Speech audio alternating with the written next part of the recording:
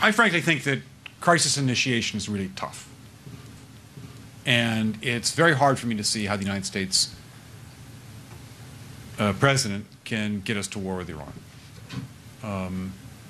Which leads me to conclude that if, in fact, compromise is not coming, that the traditional way of America gets to war is what would be best for U.S. interests.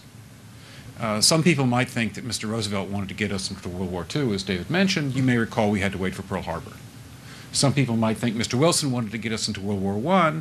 You may recall he had to wait for the Lusitania episode. Some people might think that Mr. Johnson wanted to send troops to Vietnam. You may recall we had to wait for the Gulf of Tonkin episode. We didn't go to war with Spain until the until the Maine exploded. And may I point out that Mr. Lincoln did not feel he could call out the Federal Army until Fort Sumter was attacked, which is why he ordered the commander at Fort Sumter to do exactly that thing which the South Carolinians had said would cause an attack. So if, in fact, the Iranians aren't going to compromise, it would be best if somebody else started the war. One can combine other means of pressure with sanctions. I mentioned that explosion on August 17th. We could step up the pressure.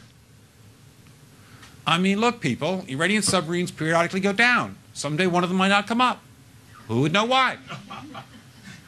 We can do a variety of things if we wish to increase the pressure. I'm not advocating that, but I'm just suggesting that this is not a either-or proposition. Of, it's just sanctions has to succeed or other things.